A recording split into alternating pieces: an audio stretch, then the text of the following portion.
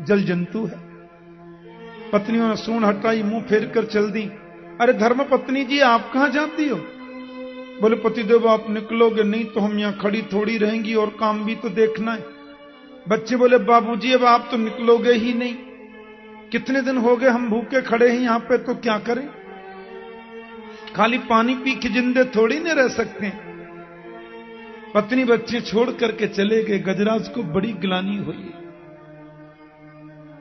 इन हाड़मांस के पुतले वालों से मैं सहायता मांगता हूं, इतनी सहायता गोविंद से मांगता तो भी कल्याण हो जाता है।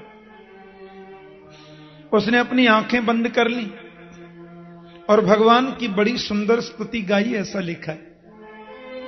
पर आश्चर्य की बात यह कि गजराज ने जो प्रभु की स्तुति गाई, ध्यान देना, उसमें नाम किसी का नहीं लिया। हाँ, न नारायण का नाम, न विष्णु, न राम, न कृष्ण, न दुर्गा जी, न भैरव जी, किसी का नाम नहीं, और स्तुति पूरी गा रहा है। नाम किसी देवता का नहीं और स्तुति पूरी हो रही। गजेंद्र मोक्ष स्तोत्रम बोलते हैं इसे। एवं व्यवसितो बुद्धिया समाधाय मनोहृदि जजाप परमम जाप्यम प्राग जन्मन्यनुशिक्षितम। भगवान की बड़ी मंगल स्तुति गाई। कहता है यह स्वात्मनीदम निजमाई अर्पितम क्वचित विभातम क्वचित तिरोहितम अविद्रदिक साक्षु वयम तदीक्षते स आत्ममूलो बतुमाम परात्पर। गजराज कहते हैं जो अपनी इच्छा से सारी सृष्टि का सृजन करते हैं, पालन और लय कर देते हैं, मैं उन्हें प्रणाम करता हूं, वो आकर के मेरी रक्षा करें। जिसकी कृपा के बिना संसार का कोई भी कार्य सुसंपन्न नहीं हो सकता, जिसकी इच्छा के बिना संसार की कोई प्रक्रिया पूर्ण नहीं हो सकती, मैं प्रणाम करता हूं, वो आकर के मुझे दर्शन दें। और फिर कहता है कि अरूपायोर रूपाय नमः आश्चर्य कर्मणे। जो निर्गुण होने पर सगुण भी है और सगुण होने पर निर्गुण भी है, मैं प्रणाम करता हूं, वो मेरी रक्षा करें। क्षेत्रज्ञाय नमस्तुभ्यम सर्वाध्यक्षाय साक्षिणे पुरुषायात्म मूलाय मूल प्रकृतये नमः। मैं उन क्षेत्रज्ञ को प्रणाम करता हूं। गीता में कृष्ण कहते हैं ना, क्षेत्रज्ञम चापि माम विद्धि सर्व क्षेत्रेषु भारत। मैं उस क्षेत्रज्ञ अविनाशी को प्रणाम करता हूं। तो क्षेत्र हो गया शरीर और क्षेत्रज्ञ हो गया मेरा गोविंद। अब आश्चर्य की बात तो यह है सज्जनों कि गजराज ने स्तुति तो सबकी गाई, लेकिन नाम किसी का नहीं लिया। देख लो, अब यह है ना विचित्र बात, किसी भी देवी देवता का नाम लिया नहीं। भगवान सुखदेव कहते हैं आकाश में देवताओं की बड़ी भीड़ लगी है। हाँ, बड़ी भारी भीड़ लगी देवताओं की आकाश मंडल में। और ब्रह्मा जी सोचते हैं कि मेरा नाम लेकर के पुकारा नहीं तो मैं बचाने क्यों जाऊं। सुखदेव जी कहते हैं ब्रह्मा देव विविध लिंग भिदाभिमाना।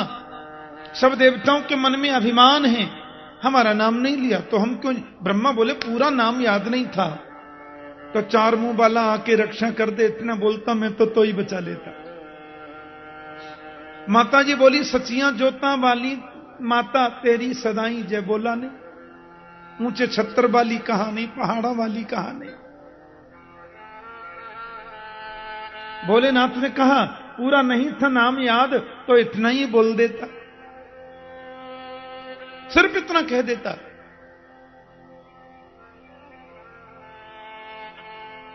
त्रिनेत्र आ जाएं, त्रिशूलधारी आ जाएं, और कुछ भी याद नहीं था तो बोल बम कह देता। आहा, वो कावड़ के वाले आते हैं ना महाराज, हरिद्वार से जो कावड़ ले लेके आते हैं अपने अपने गांवों के लिए, बोल बम बोल बम बोल बम बोल बम, पूरा रोड को घेर लेते हैं। क्या मजाल कोई निकल जाए। हॉर्न दो तो सुनते ही नहीं। जगह जगह पर कैंप लगे रहते हैं, उनकी सब निःशुल्क व्यवस्था होती है। भोजन फ्री, नाश्ता फ्री, सुल्फा फ्री। बोलो जय श्री कृष्ण। हाँ हाँ हाँ, बोल बम, इतना ही तो करना है। ऐसा श्रावण का महीना और ऐसी शिव चतुर्दशी रोज आवे तो ही अच्छा। भोलेनाथ कहते हैं कुछ भी तो नहीं कहा तो मैं बचाने क्यों जाऊं? अरे ब्रह्मादयो विविध लिंग भिदाभिमाना, सबको अभिमान है, अपना नाम नहीं लिया। पर मालूम है मेरे गोविंद ने क्या सोचा? बोले भैया किसी का जो नाम नहीं वो अपना ही नाम है। अब मैं भी बचाने न गया तो ये तो डूब के मर ही जाएगा ना बेचारा। संतजन कहते हैं कि गोविंद जब गरुड़ पर बैठने को चले तो प्रभु ने गरुड़ के चेहरे को देखा कि उसको भी अभिमान हो गया है। ये बहुत गलत बात है। अब बेचारे जो गरुड़ जी है ना, उनको भी दंभ आ गया। बोले बिना मेरे भगवान का भी काम नहीं चलता। त्रिलोकीनाथ को लेकर के उड़ता हूं, मुझ में शक्ति है तभी तो उड़ता हूं। हाँ, अब देखो ना, कहीं भी जल्दी जाना होता है तो मेरे कंधे पे ही उठ के चलते हैं, हम में शक्ति है तभी। कन्हैया बोले हो गया काम। अरे गजराज को बाद में बचाएंगे, पहले इसको बचाएं। ये तो अभिमान रूपी ग्रह ने पकड़ लिया। कहते हैं उसकी पीठ पर प्रभु ने उंगली रख दी, बोले उड़ो। बोले पूरे बैठ जाओ ना, सब फिर उड़ जाऊंगा। बोले नहीं, आज तो तुम मेरी उंगली को ही उड़ाओ। अब पंख फड़फड़ाने लगे श्रीमान गरुड़ जी, लेकिन तिल भर भी प्रभु की उंगली को उठा न सके। गोविंद मुस्कुरा के बोले अभिमान करता है, मैं त्रिलोकीनाथ को लेके उड़ता हूं। अरे क्या सामर्थ्य तुम्हारी जो तुम मुझे लेकर के उड़ो? मैं ही अपने दोनों चरणों में तुम्हें बांधकर तुम्हें ही लेके उड़ता हूं मैं। गरुड़ जी का अभिमान मिट गया। फिर गरुड़ जी बोले अब बैठ जाइए। तब भगवान विराजे। लेकिन गजराज भी पक्का है, देखो किसी का नाम लिया ही नहीं, न देवियों का नाम न देवाओं का नाम, किसी का नाम लेता ही नहीं है। लेकिन भगवान जब गरुड़ासीन होकर के आ गए, आहा, तो श्री सुखदेव स्वामी वर्णन करते हैं कि सोंत सरसिरुबलेन गृहीतार्तो दृष्ट्वा गरुत्मति हरिम खौपात चक्रम उत्क्षिप्य साम्बुजकरम गिरिमाह कृच्छ्रान नारायणाखिल गुरो भगवन नमस्ते। अब तक नाम लिया नहीं, और जब गोविंद को आते देख लिया तो उसने तुरंत कमल का फूल तोड़कर अपने सूंड में लेकर के प्रभु की ओर चढ़ाया। उत्क्षिप्य साम्बुजकरम गिरिमाह कृच्छ्रान, और तब बोला हे नारायण, हे अखिल गुरु, मैं आपको प्रणाम करता हूं, नमस्कार करता हूं। जब तक देखा नहीं तब तक नाम नहीं लिया, इतना पक्का भगत है। प्रभु ने ग्राह की सूंड, गजराज की सूंड पकड़ के खींचा तो ग्राह भी आगे आ गया, और अपने दिव्य सुदर्शन चक्र से प्रभु ने ग्राह के सिर को धड़ से अलग कर दिया, ऐसा लिखा है। अब देखो यहां और चमत्कार हो गया जी। योसौ ग्राह सवै सद्य परमाश्चर्य रूप धृक पेन हुहुर गंधर्व सत्तम। ये ग्राह जो था ना, देवल मुनि के साप से एक हुहु नाम का गंधर्व ही ग्राह बन गया था। हाँ, मैं आपको थोड़ा सा इसकी भूमिका बता दूं। जैसे अपने नाटकों में एक दो आदमी हंसाने वाले होते हैं ना, उनका काम होता है हंसाना, है ना। रासलीला में मनसुखा धनसुखा होते हैं, रामलीला में भी होते हैं, नाटकों में जोकर होते हैं, होते बड़े अच्छे हैं वो, पर वो बात ऐसी कहेंगे कि आपको हंसी आ जाए। ऐसे ही देवताओं की मंडली में दो गंधर्व हैं हंसाने वाले, और दोनों ही खास भाई हैं, विदूषक हैं। एक का नाम है हाहा और दूसरे का नाम है हूहू। बोलो जय श्री कृष्ण। हाहा और हूहू दो हैं। हाँ, अब देखो ये हूहू नाम का जो गंधर्व था, नदी के किनारे बैठा था। उस नदी में संत देवल मुनि नहाने आए। आपने देखा होगा जब संत लोग नदी स्नान करते हैं, तो फिर कई लोग उसमें खड़े होके सूर्यार्घ देते हैं, माला जपते हैं। नदी में खड़े होकर जप करने से मंत्र सिद्ध हो जाता है, ऐसा बोलते हैं संत जन। तो देवल मुनि अपनी माला जप रहे थे। हूहू गंधर्व ने दूर से देखा, बोले दुनिया को तो हंसाता हूं, आज बाबा को ही हंसाना चाहिए। ऐसा डरा दूं कि बाबा भी याद करे। अब जोकर मतलब जोकर। तो उसने क्या किया, जल में डुबकी लगाई और नीचे नीचे आकर के बाबा का पैर पकड़ लिया। सो देवल मुनि की तो माला वाला सब छूट गई। बेचारे घबराए, कौन आया, उछल गए, महात्मा जी ध्यान भंग हो गया। बोले क्यों, शर्म नहीं आती? मैं माला जप रहा था, सब छुटा दिया तुमने, हैं? छुप करके पैर पकड़ने का बड़ा शौक है तुम्हें, शाप देता हूं तो ग्राह हो जाए, ऐसी पकड़ता रहे सबको। अरे महाराज ये क्या कर दिया आपने, मैं तो गंधर्व हूं, विनोद करना तो मेरा स्वभाव है, मैं तो सबकी आलस्यता और सब लोगों की उदासी को मिटाता हूं।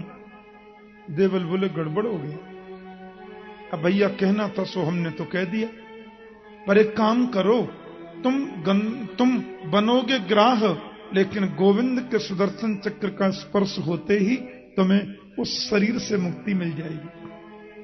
तो सुखदेव स्वामी याद दिला रहे, योसौ ग्राह सवई सद्य परमाश्चर्य रूप धृक, मुक्तो देवल सापे न हुर गंधर्व सप्तम। देवल मुनि के शाप से आज ये मुक्त हो गया। और गजराज को भी देखो मुक्ति मिली, गजराज को ग्राह से मुक्ति मिली और ग्राह को ग्राह से मुक्ति मिली। बोलो जय श्री कृष्ण। भगवान के हाथ से बचना भी मुक्ति और उनके हाथ से मरना भी मुक्ति। एक संत कहते हैं, मुझे पूरी कविता याद नहीं, उसकी लास्ट लाइन का आधा मुझे याद है। उस आधी कविता में लिखा था कि तुमने क्या किया, गज को उबारा है कि ग्राह को उबारा है। पूरी कविता कह के संत लास्ट में कहते हैं कि गज को उबारा है कि ग्राह को उबारा है। तुमने गजराज का उबार दिया कि ग्राह का कल्याण कर दिया? तुमने तो दोनों को ही कल्याण किया। अच्छी कथा परीक्षित तुमको मैंने क्यों सुनाई? परीक्षित बोले आप सुना रहे थे, मैं सुन रहा था। नहीं राजन, ये कथा मैंने इसलिए सुनाई कि अपबल तपबल और बाहुबल, चौथा है बलदाम, सूर किशोर कृपा से सब विधि हारे को हरि नाम। सुनेरी मैंने निर्वर के बलराम। कोई बल व्यक्ति का जब काम नहीं आता तो गोविंद को पुकारता है।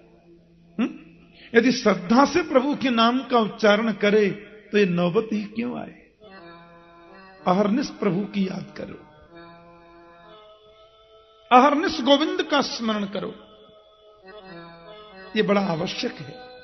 चलते फिरते, उठते बैठते, खाते पीते, हंसते नाचते गाते, ये ध्यान रखना है कि प्रभु मेरे साथ हैं।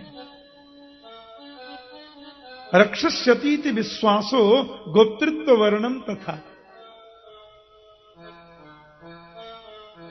हमारे गौड़ीय संप्रदाय में बड़े अद्भुत अद्भुत ग्रंथ हैं। उसमें क्रम संदर्भ, षट संदर्भ, ऐसी अद्भुत भक्ति की व्याख्याएं की गई हैं। मेरे पूज्य सद्गुरुदेव थे ना, स्वामी श्री रामानुजाचार्य प्रभु, बड़े अद्भुत विद्वान थे, बड़े सरल व्यक्तित्व के धनी थे। वे कहते थे कि मैंने समस्त संप्रदायों के ग्रंथों को देखा है, पर विशिष्ट भक्ति का प्रतिपादन करने वाले दो ही संप्रदायों में ग्रंथ मुझे मिले, रामानु संप्रदाय या माध्य गौड़ेश्वर गौड़ी संप्रदाय में। ऐसी सुंदर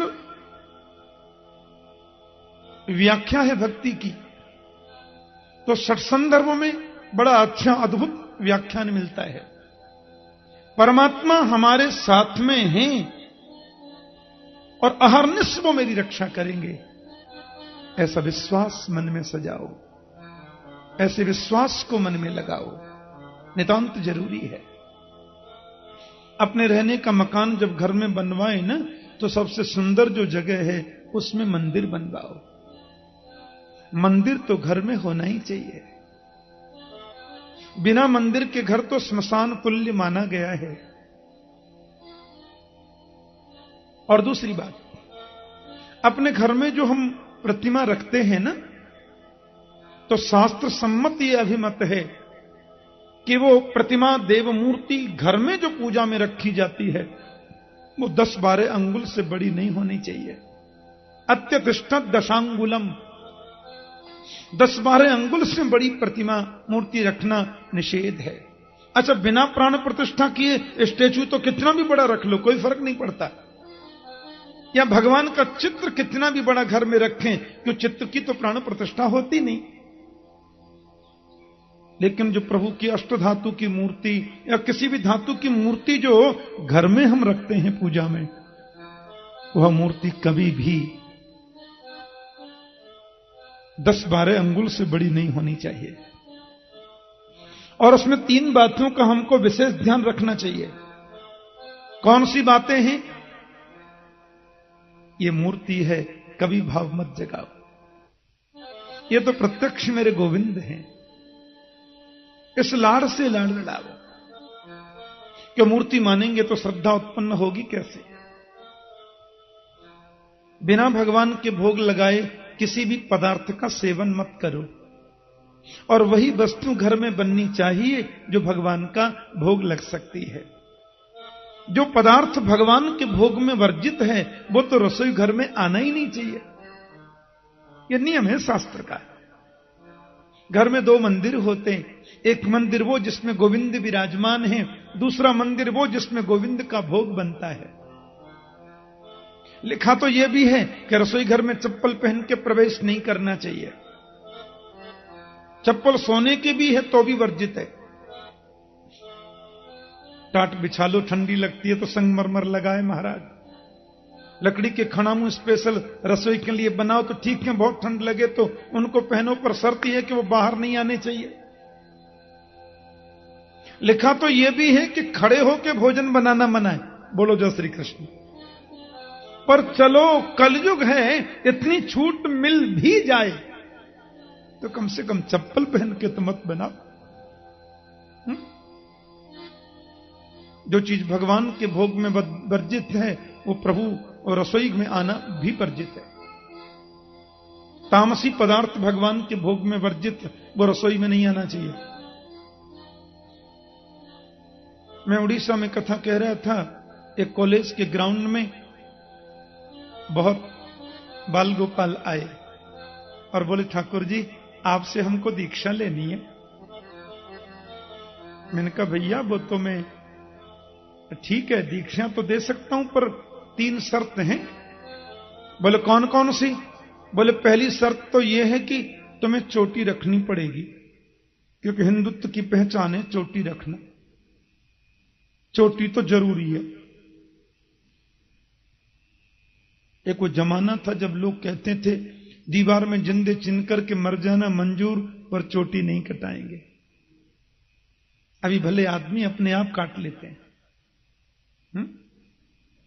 और आश्चर्य की बात यह है कि भाइयों की चोटी तो गायब हो ही गई, अब तो बहनों की चोटी भी छोटी हो गई। यह अच्छी बात नहीं है, यह अच्छा संकेत नहीं है। बहनों का तो सर्वोत्तम श्रृंगाराभूषण ही केश हैं। भाइयों की चोटी गायब, बहनों की चोटी छोटी। यह अच्छी बात नहीं है। मैंने कहा चोटी रखनी पड़ेगी। मैंने कहा भैया उड़ीसा में रहते हो, भगवान भरोसे चलता है, तुम्हें गीता हाथ में रख के प्रतिज्ञा करनी पड़ेगी कि जीवन में शराब और मांस का सेवन नहीं करोगे। और तीसरी बात मैंने कहा तुम पैंट पहनो चाहे पतलून पहनो, मुझे कोई आपत्ति नहीं, पर जिस समय प्रातः मंत्र जाप करोगे, पूजा करोगे, तो धोती पहन के ही करनी पड़ेगी। ये 3 बातें मानते हो तो कल आना, दीक्षा मिल जाएगी। बंगाल की एक बात मुझे बहुत भाती है। आप कितने ऊंचे बैरिस्टर सही, कितने ऊंचे मंत्री संतरी फंतरी खंतरी कुछ भी सही, आप कितने ऊंचे पद पर सही, लेकिन शादी जब आप करेंगे तो धोती पहननी ही पड़ेगी। बंगाल में बिना धोती पहने बर शादी नहीं कर सकता। हाँ, मंदिर में आप अंदर जाओगे तो धोती पहननी पड़ेगी, और कितने ऊंचे बैरिस्टर सही, लेकिन शादी में जब दुल्हा बनोगे तो बिना धोती के नहीं जा सकते। ये कितनी अच्छी बात है।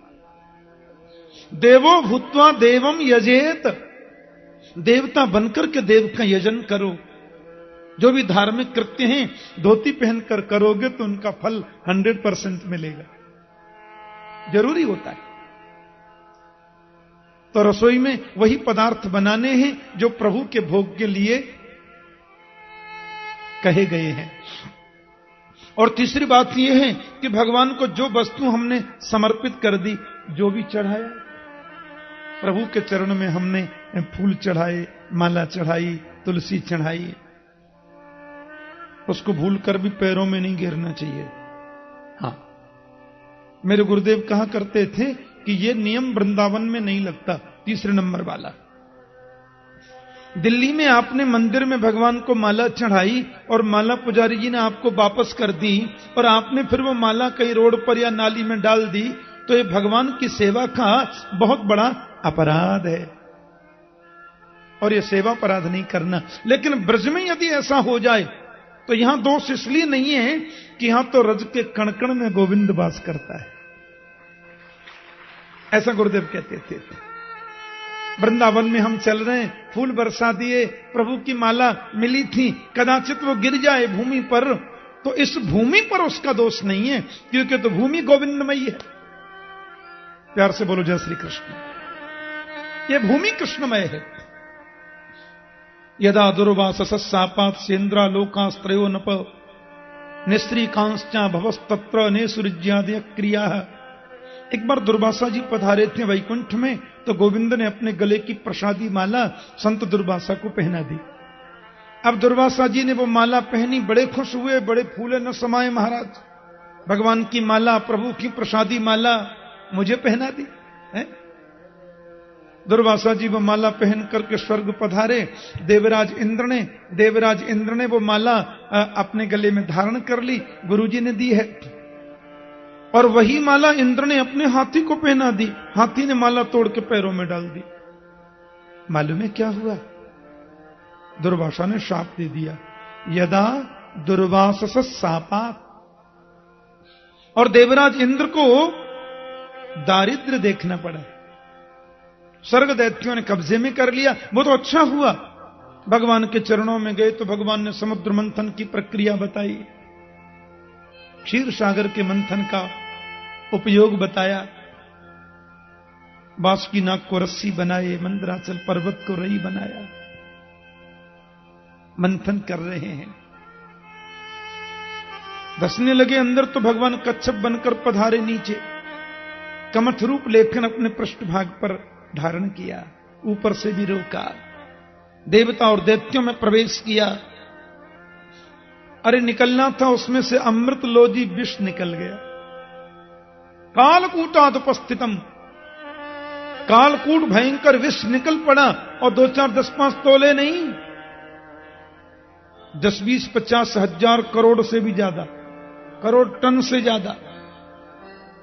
जैसे भारत में ब्रह्म नदी है ना, उसमें जो आता है ना भयंकर बाढ़, हजारों हेक्टेयर जमीन को प्रतिवर्ष वो बर्बाद कर देती नदी, ऐसे ही समुद्र में से विष की बाढ़ निकल पड़ी। रोते रोते देवता प्रभु के पास में गए। हमारे ब्रज के संत तो बड़ा सुंदर चुटकी लेते हैं, पर देवताओं ने जब भगवान से प्रार्थना की, भगवान बोले देखो भाई, ये जहर वहर पीना तो मेरे बस की बात है नहीं, अपन को तो माखन मिश्री खाना आता है। बोले महाराज, त्रैलोक्य दहनात् विषात, ये त्रिलोकी को नष्ट करने वाला विष है, इससे कैसे रक्षा हो? तो प्रभु ने कहा शंकर जी के पास चले जाओ और सुनो, मेरा नाम नहीं लेना। बोलो जय श्री कृष्ण। ऐसा संत विनोद करते हैं। शिवजी से प्रार्थना की तो शिवजी के बगल में माता जी बैठी है। जब स्तुति सुनी तो शंकर जी भी मुस्कुराए। और पार्वती जी से बोले, अहो बत भवानी एतत् प्रजानाम पश्य वै शशम क्षीरोद मथनोद भूता कालकूटाद उपस्थितम। ये तो कालकूट विश्व उपस्थित हो गया है, क्या करें? जानती हो देवता सब स्तुति कर रहे हैं, मेरा वंदन कर रहे हैं। क्यों? क्योंकि सब मुझे विनम्रता पूर्वक जहर देना चाहते हैं, लेकिन आपकी अनुमति के बिना मैं तो विष पीने वाला हूं नहीं। तो माता पार्वती ने क्या जवाब दिया मालूम है? प्रभु, आपके विष पान करने से त्रिलोकी के लोगों का संकट निवृत्त हो सकता है, तो मैं आपको विष पान करने की अनुमति देती हूं। लेकिन वहां सुखदेव स्वामी ने तुरंत सुधार कर दिया। बोले, पार्वती माता ने शिवजी को विष पान करने की आज्ञा दे दी। आप ये न सोचें कि हम कोई कम पतिव्रता थोड़े ही हैं, हम कोई छोटी मोटी पतिव्रता थोड़े ही हैं। हम भी कह देंगे पतिदेव से, पी जाओ पतिदेव तुम भी। ये पतिदेव तो राम नाम सत्य 1.5 मिनट में हो जाएंगे। इसलिए वहां सुखदेव ने सुधार किया। ध्यान से सुनना। कहते हैं, पार्वती जी ने शंकर जी को विषपान करने की आज्ञा तो दी, पर क्यों दी? क्योंकि प्रभाव ज्ञान मोदत। माता पार्वती शंकर के प्रभाव को जानती थी, इसलिए उन्होंने उनको अनुमोदन कर दिया विषपान का। प्रभाव न जानती तो क्यों कहती? ततः करतली कृत्यम व्यापी हाला हलम विषम अभक्षयन् महादेव कृपया भूत भावन। भोलेनाथ ने उस पूरे विष को अंजलि में ले लिया और पान कर लिया। तो समस्या यह हो गई, अंदर जाए तो गोविंद बैठा, इधर तो गोविंद बैठा। उनको तो मीठा माखन खाने की आदत है, और बाहर निकालूं तो सारी दुनिया जल के राख हो जाए। इसलिए भोलेनाथ ने उस विष को कंठ में धारण करके रखा, तो नीलकंठ हो गए, सब लोग जानते हैं। अब समुद्र में से बड़े बड़े रत्न निकले। पारिजात नाम का कल्प वृक्ष निकला, उच्चैश्रवा घोड़ा निकला, ऐरावत नाम का हाथी निकला। बड़े सुंदर सुंदर रत्न निकल रहे हैं। और कहते हैं अप्सराएं निकली, और चंद्रमा निकला। द्वितीया का बाल चंद्र बोलते हैं उसे, बालेंदु। वह भी समुद्र से चंद्रमा को द्विज बोलते हैं, ध्यान देना। चंद्रमा का नाम द्विज क्यों है? कि इन्होंने 2 बार जन्म लिया है। ब्राह्मण, क्षत्रिय, वैश्य, इनको द्विज कहा जाता है, क्योंकि ये सब लोग 2 बार जन्म लेते हैं। एक बार मातृ गर्भ से जन्म लेते हैं, और एक बार संस्कारों से जन्म लेते हैं। उपनयन संस्कार से दूसरा जन्म होता है, इसलिए वो द्विज हैं। और चंद्रमा भी द्विज है, क्योंकि एक बार तो समुद्र में से प्रकट हुए, और दूसरी बार माता अनसुईया के यहां अत्रि मुनि के घर प्रकट हुए, इसलिए वो द्विज कहलाते हैं। बारुणी मदिरा निकला, दैत्य बोले हम लेंगे, प्रभु बोले ले जाओ। अब तो निकली माता लक्ष्मी। ततस्याविर्भूत साक्षात श्री रमा भगवत परा रंजयंती दिशा कांत्या विद्युत सौदामिनी था। लक्ष्मी माता निकली सो महाराज कमाल हो गया। भीड़ लग गई, बोले इनको तो हम लेंगे और हम लेंगे। लेकिन लक्ष्मी माता ने तो केवल नारायण का वर्ण किया, मेरे प्रभु का ही वर्ण किया, और का कैसे कर सकते थे? अमृत कलश को साथ में लेकर के भगवान धन्वंतरी पधारे। दैत्य ने सोचा लाइन लगाने के चक्कर में रहे तो लक्ष्मी जैसे न मिली, ये भी मिलेगा नहीं अपन को। धन्वंतरी पूरे पधारे ही थे कि दैत्यों ने कलश छुड़ा लिया और चले गए। देवता तो देखते रह गए। मेरे गोविंद मोहिनी बनकर आए, विश्व मोहिनी। हाँ, और दैत्यों के हाथ से अमृत कलश को लेकर देवताओं को ही पान कराया। सूर्यचंद्र के बीच में सर्वभानु नाम का दैत्य आ गया था। अब उसने पी लिया था, तो इधर भी था इधर भी था, तो ये भी जीवित और ये भी जीवित। राहु केतु हो गया। इसका मतलब क्या है राजन? कि गोविंद के चरणों में जिसका विश्वास है, प्रभु चरणों में जिसकी निष्ठा है, उसके हाथ से छूटी हुई वस्तु भी उसे सकुशल प्राप्त हो जाती है।